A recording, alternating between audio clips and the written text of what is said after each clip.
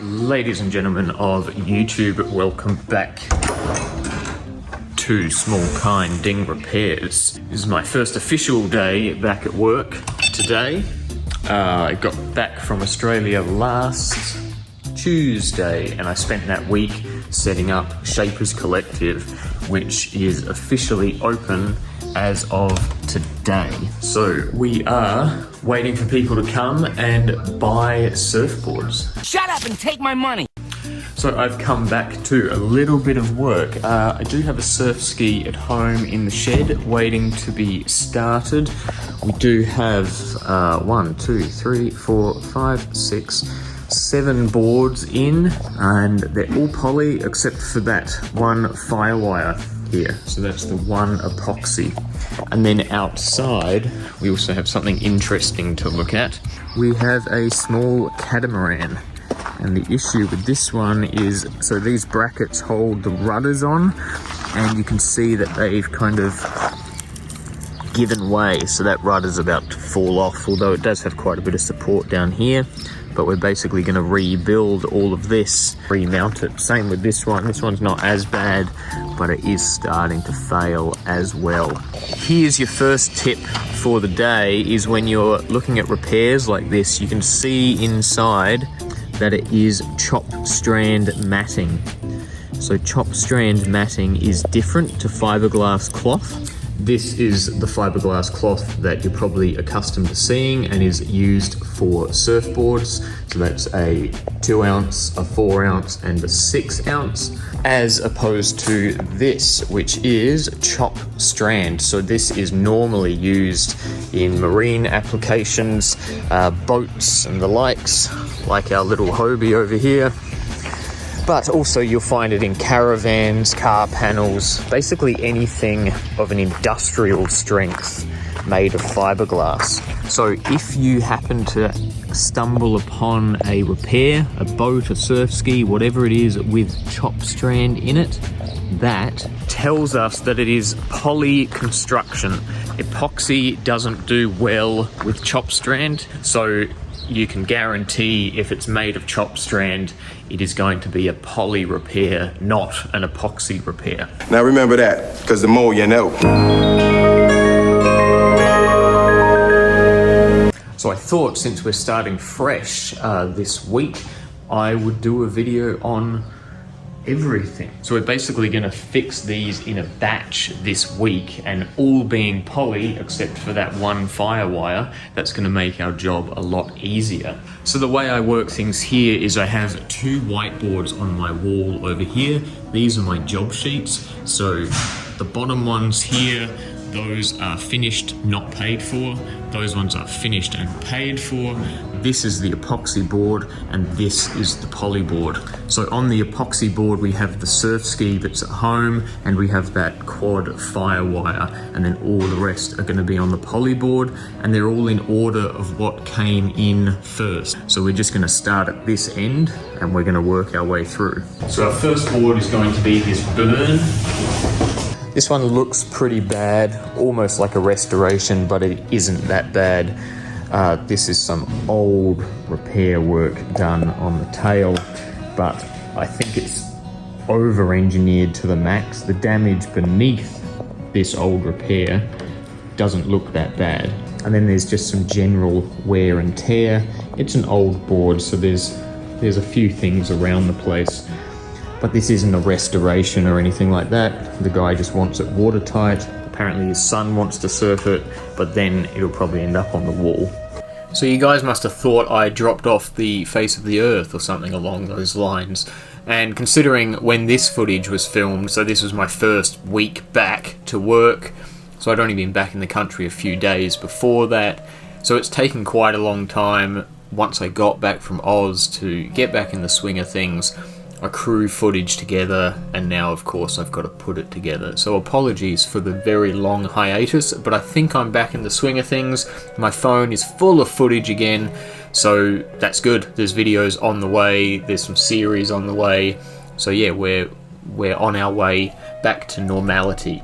So the standard practice with this burn, just de-wax, degrease the whole thing, cut all that resin off the tail, sanding it all super hard with 120. I ended up sanding the entire underside of this board because there was just so much damage, and as little of the deck side as I could, because I was kind of hoping I wouldn't have to redo all of the pinstripes in their entirety, but it didn't quite work out that way. But yeah, whole bottom sanded, and just sort of the spots that needed at this stage on the deck side sanded.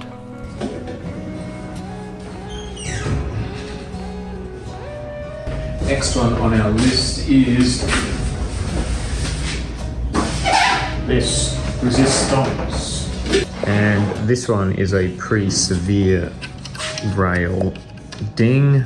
I can't remember what the owners said happened to this board, but it was a pretty gnarly cut in the rail, and this board actually came in before I went to Australia, so it'd been sitting around for almost 3 weeks at this point, so I was pretty keen to get this done really quick.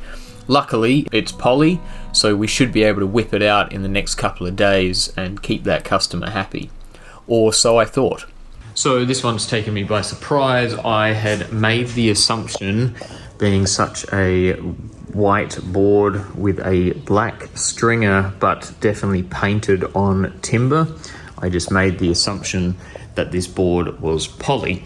But after sanding and cutting it open and getting rid of all that old glass, it is EPS. So that means it's epoxy. There is some EPS texture along the stringer as we lead up to the nose. It's also full of sawdust. But as is often the case, on the tail is the best indication that we're working with EPS and epoxy, and that would be this logo: repair only with epoxy resin, EPS epoxy construction. So it goes to show that they can trip you up sometimes, but if you're working with dings that go all the way into the foam like that, then you're not going to accidentally fill it with poly resin. So we are going to store this one up here for now. So boards on these racks are going to be the last things we do before we go home. So that's going to be pours of epoxy resin, because they can cure overnight, and pours of the expanding foam, because that needs to cure overnight as well. Orange fish. Tail ding on the orange fish. Always the way with this tail shape. So the idea here, guys, is this is going to be a series of a week's worth of work. So what we're looking at now is Monday's work, and this video will all take place on a Monday. And then next Tuesday, I'll upload all of Tuesday's footage, and then the following Wednesday we'll do all of Wednesday's footage, and so on and so forth, until we have an entire week's worth of repair work. And some of these boards will be finished when we're finished, some of them won't be, new boards will come into the mix. It's getting very complicated keeping all this footage. Just fair warning, this series might start out alright, but by the end of it I was losing track of days and boards and batches, and so the series might be a hell of an anticlimax, but we'll see. Next up we have a JS, and this is tail damage. In other news, today on Wednesday the 23rd of October, Small Kind Ding Repair's YouTube channel hit 5,000 subscribers. So just a really quick thank you to all of you. Whether you're new to the channel or you've been here since day dot, thank you very much for subscribing, and thank you so much for watching.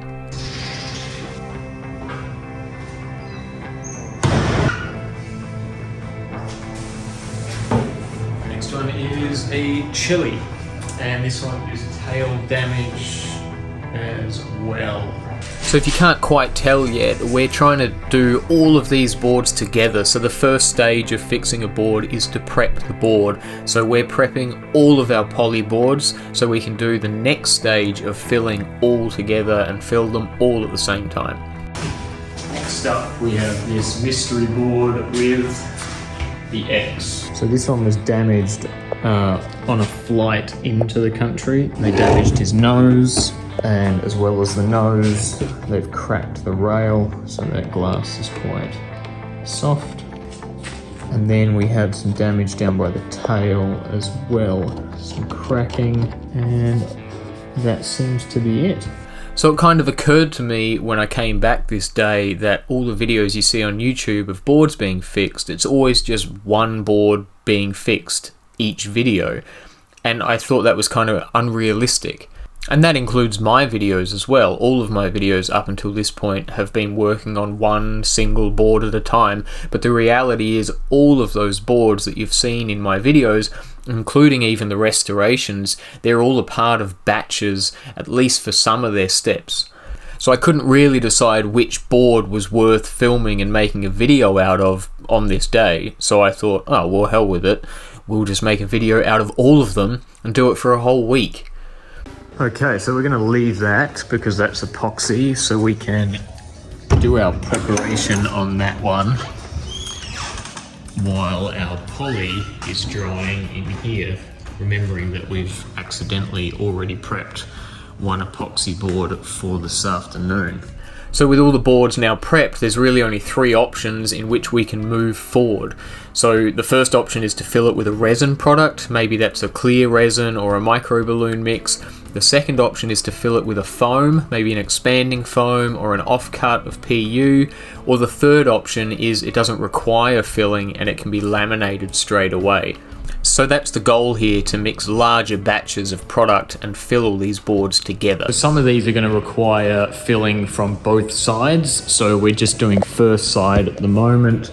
So everything that requires it, that may need something on the other side, we'll see. Same with the nose, it'll depend. But this one in particular will. There is damage on the deck side, but nowhere near as bad as it was on the bottom side. So this bottom side, I've actually ended up sanding the entire thing with 120.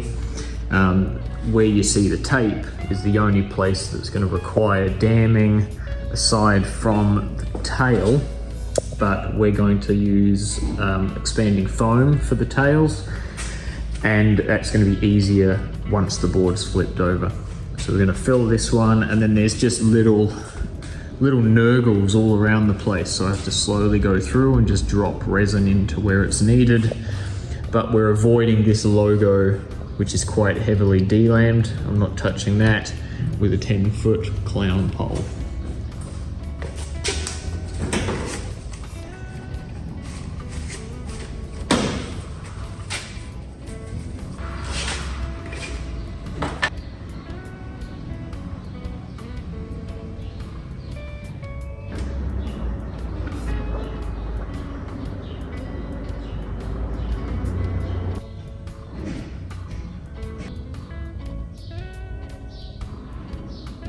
So I don't know if you noticed, guys, but I got myself a new mask while I was over in Australia. I actually bought it in Europe in my 20s, but I found it in the roof of my mum's house going through a bunch of my old belongings. And so I thought I would sample and see if it's any good for work. So far, impressed.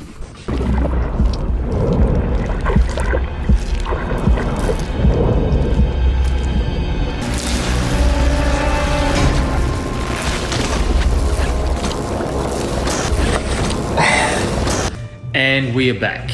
A pie, a sandwich, and a carrot cake later.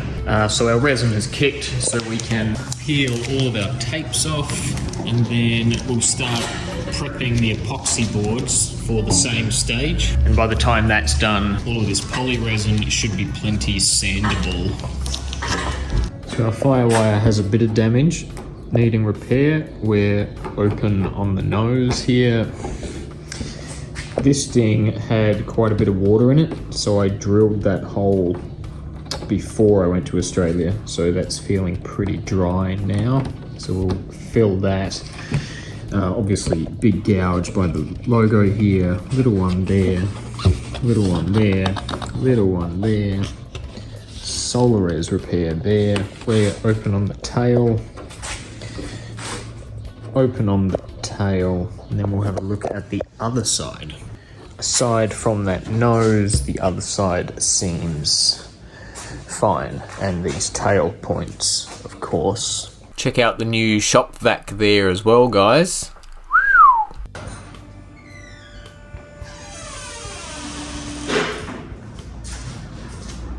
With both of our epoxy boards prepped, we're good to go for the afternoon, and we have a couple of foam pours to do at the same time. So we're going to flip these poly boards over and see which ones need another pour on the other side. Obviously this one does. I already know that. This one was a tail. Let's have a look.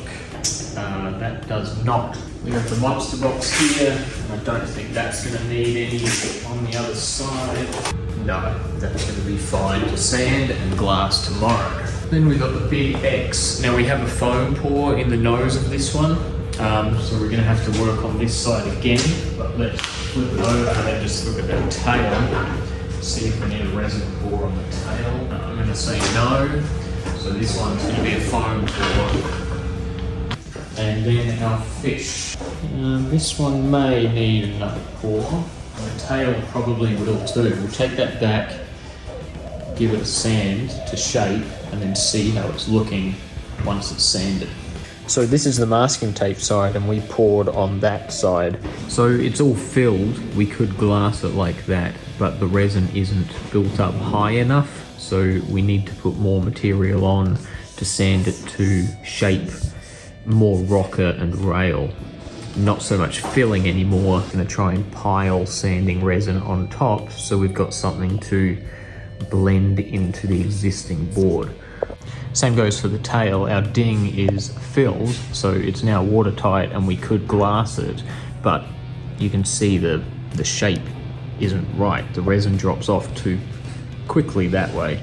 So we need to fill that space there so we've got something to shape into the existing board. So all of these pours with clear resin are done with sanding resin, remembering of course this is all poly work so far, not epoxy, so there's a wax additive in that resin. So we can't just pour more resin on top, we need to scuff the surface up and sand it before we can put more resin on anyway. So we may as well, in that case, sand it as close to shape as we can possibly get it, because it's going to give us a way better indicator of how much more we need, where we need it, and we have to sand it anyway in order to do our next pour of resin.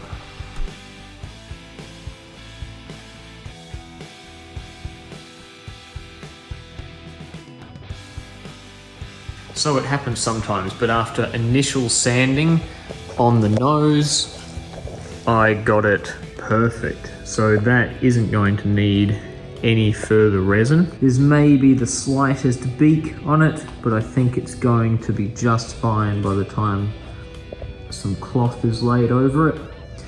And underneath is perfect because that's where our masking tape sat. So that kind of kept the resin flush. So the tail still needs another pour. We have this low spot here where probably the masking tape had a fold in it, and then you see it's on an angle like that.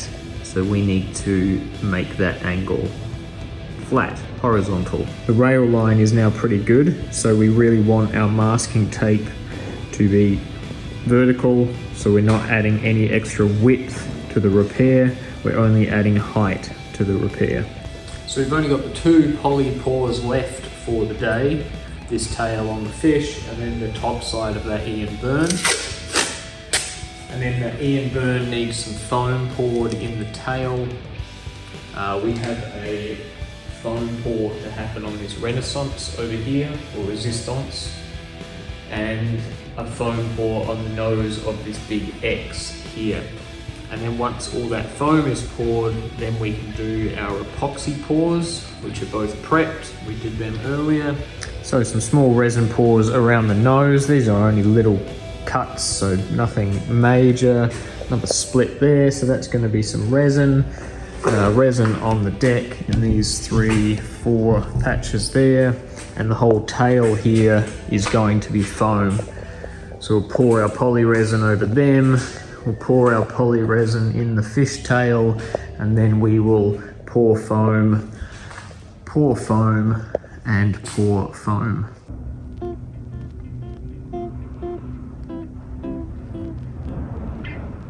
So in all seriousness, I have been sampling this mask and it has been pretty good. It definitely has some benefits over my usual 3M full face. It has some downsides too. The filter being below your chin is a bit annoying because you can sort of knock boards with it, but for ding repairs I think it's actually pretty good. For full laminations of boards I'd probably stick with the 3M mask, I think. The other thing I'm worried about is somebody did tell me that a lot of those old World War II style masks actually had asbestos filters, and so I really don't know how to tell if my filter is made of asbestos. If anybody knows, let me know. But one of my things on my to-do list is to look up some non-asbestos filters for this style of mask and see if I can buy some in, and I would probably continue using it for the ding repair side of things. So now that all of our foam is poured, we are ready to pour our epoxy, but just while I was moving the orange fish over to the racks for tomorrow, another board has come in, so let's have a look at that. So the customer has just bought this board and it came with some solar res repairs around the place that he wants to get tidied up, but after he bought it he's noticed a problem with the fin box. So the fin box had a solar res repair down this end, and he's noticed after buying it that it was full of water. So I've cut the solar res away and actually ended up cutting resin away all the way to here, and there was no fiberglass there at all. It was only resin. So I'm not sure if that's how the board was manufactured, which would be very odd, or if that was all the old owner's repair. So we're now going to cut all this away and see if there's any fiberglass in this side of the, or on top of this side of the box.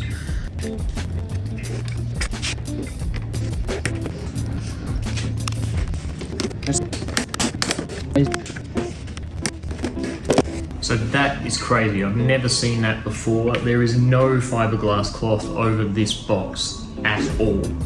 I've removed all the resin above it and not a piece of fiberglass to be found. I don't know if this box has been replaced before. There's no signs that it's been replaced before. There's no cutting marks, routing marks, the foam hasn't been gouged out anywhere. It looks like the original install. I couldn't say for sure, but I'm 97.7% sure that this box has not been replaced by somebody else and that this is the original box that the board came with, which makes me think that none of these boxes have fiberglass cloth over them either. But the only way I would know that for sure would be to cut into them and see what's going on, and I'm not about to do that. So my suspicion is what's happening is they're laminating this board, routing out for a post-lamination install of the boxes, and then just resin coating over the whole thing and adding no additional reinforcing cloth to the boxes, which is wild. The good news is that with no fiberglass cloth over the top, it was easy to remove all of the resin, and it's going to be easy to remove the box from the board to let that foam dry out.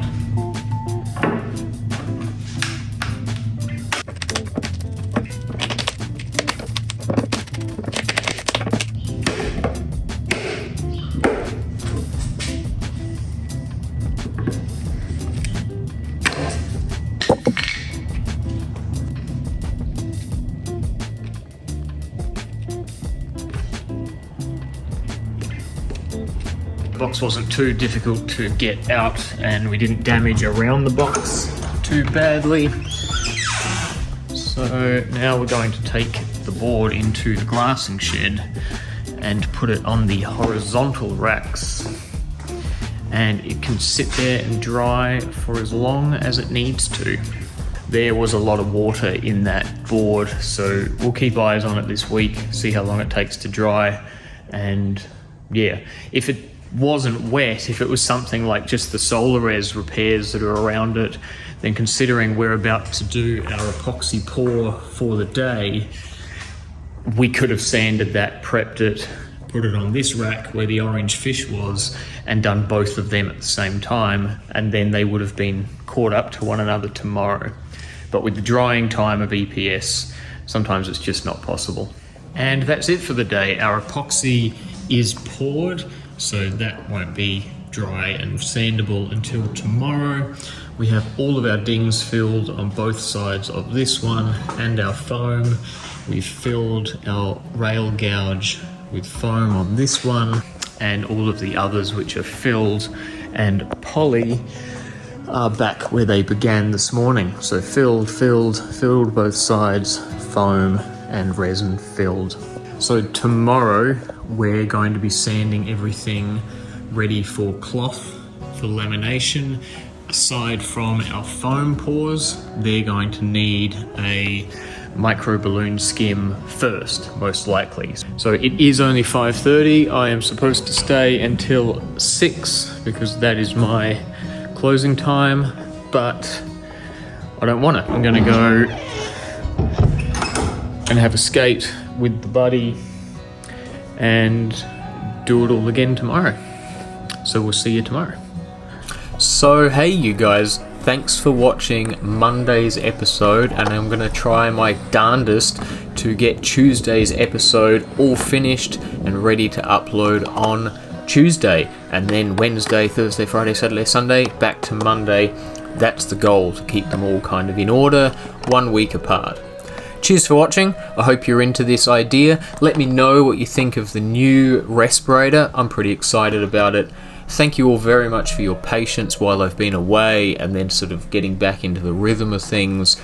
And especially thank you to my members, Third Earth Surf, Sam, Empurada, Rick, Pedro, Gareth, South County, MJ Rally, and Suzuki Ton. Thank you so much for your patience, guys. It means a lot to me, and yeah, you're all a bunch of legends. Cheers, guys. We'll see you in the next one. Hope you're well. Chee-hoo!